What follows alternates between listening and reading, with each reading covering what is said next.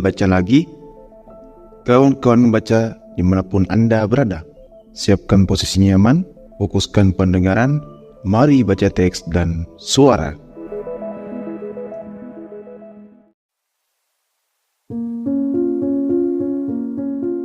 Audio teks by El Baca. Berdasarkan buku Asal Segala Spesies, karya Charles Robert Darwin. Topik Bagian 3, Ekspedisi HMS Beagle, Data, Observasi, dan Awal Paradigma. Kawan, kini tibalah kita pada bagian paling penting dari kisah ini, babak petualangan ilmiah yang diam-diam mengguncang dasar cara manusia memandang dirinya sendiri. Sebuah pelayaran yang awalnya hanya dimaksudkan untuk memetakan pantai, tetapi justru memetakan ulang seluruh pemahaman manusia tentang kehidupan. Bagian 3, Ekspedisi HMS Beagle, Data, Observasi, dan Awal Paradigma Baru. Kapal kecil, mimpi besar. Tahun 1831, Inggris sedang berada di puncak kejayaan kolonial dan ilmiah. Laut adalah jalur kekuasaan, dan ilmu pengetahuan menjadi alat untuk memahami sekaligus menguasai dunia. Dalam konteks itulah, Angkatan Laut Inggris meluncurkan ekspedisi HMS Beagle, sebuah kapal survei yang ditugaskan memetakan pesisir Amerika Selatan. Bagi pemerintah Inggris, ini hanyalah misi kartografi. Namun bagi seorang pemuda berusia 22 tahun bernama Charles Darwin, ini adalah perjalanan spiritual intelektual terbesar dalam sejarah hidupnya. Kapal Beagle panjangnya hanya sekitar 27 meter, tidak lebih besar dari rumah 2 lantai. Di dalam ruang sempit itulah Darwin hidup selama 5 tahun, tahun 1831 sampai tahun 1836 bersama 73 awak kapal dan seorang kapten yang sangat unik, Robert Fitzroy, seorang bangsawan muda yang cerdas, keras, dan religius. Darwin bukan bagian resmi dari kru militer. Ia hanyalah seorang tamu, seorang naturalis muda yang diundang untuk menemani perjalanan dengan tugas ilmiah ringan. Namun dalam perjalanannya, ia mengubah peran itu menjadi pencarian besar tentang makna kehidupan itu sendiri. Laut yang menguji keyakinan. Darwin bukan pelaut sejati. Ia sering mabuk laut, bahkan sejak hari pertama.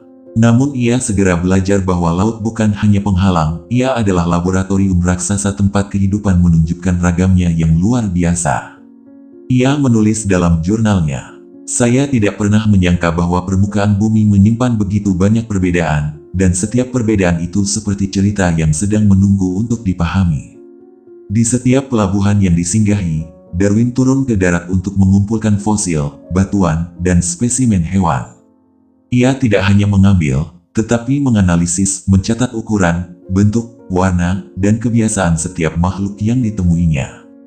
Satu hal mulai ia sadari, spesies yang hidup di daerah berbeda memiliki kesamaan yang mencurigakan, seolah berasal dari satu nenek moyang yang sama, lalu beradaptasi dengan lingkungannya masing-masing. Namun ia belum berani menyimpulkan apapun. Ia hanya mengumpulkan data, seperti ilmuwan yang tahu bahwa setiap pengamatan kecil adalah bagian dari pola besar yang belum terlihat. Amerika Selatan, tanah fosil dan jejak masa lalu. Darwin menghabiskan waktu lama di pantai timur Amerika Selatan, terutama di Brasil, Argentina, dan Chili.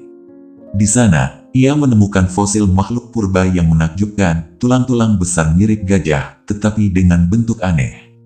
Ia menyebutnya Megatherium, seekor mamalia raksasa yang kini telah punah. Menariknya, fosil itu ditemukan di tanah yang sama dengan tempat hidup armadillo, hewan kecil berkulit keras yang masih hidup. Darwin mulai berpikir, apakah mungkin hewan kecil ini adalah keturunan dari hewan purba yang besar itu, tetapi menyusut dan beradaptasi dengan lingkungan baru. Di titik inilah, benih pemikiran evolusi mulai berakar dalam pikirannya.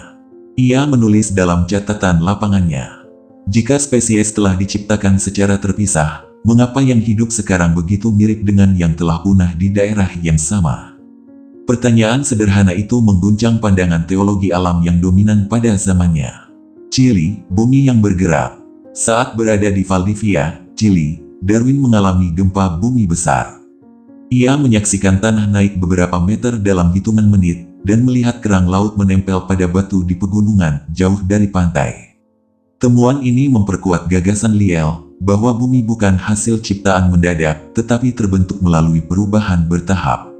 Darwin menyadari, jika bumi bisa berubah secara perlahan, mengapa kehidupan tidak? Ia menulis, tidak ada alasan untuk menganggap kehidupan lebih tetap daripada daratan tempat ia hidup. Sains mulai menyentuh wilayah yang dulu dianggap milik teologi. Kepulauan Galapagos, Laboratorium Kehidupan.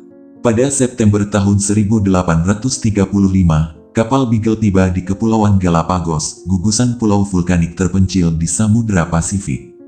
Disinilah segalanya berubah. Darwin menemukan sesuatu yang luar biasa. Burung yang tampak mirip, tetapi paruhnya berbeda-beda di setiap pulau. Kura-kura raksasa dengan bentuk tempurung berbeda antara pulau satu dan lainnya. Kadal laut yang bisa berenang di air asin, satu-satunya di dunia. Ia segera menyadari bahwa pulau-pulau itu seolah versi miniatur dari dunia evolusi. Setiap pulau seperti eksperimen kecil alam, menunjukkan bagaimana makhluk hidup menyesuaikan diri dengan kondisi yang berbeda-beda. Darwin menulis, di setiap pulau, kehidupan tampak diukir oleh lingkungannya. Seolah-olah alam sendiri sedang melakukan seleksi.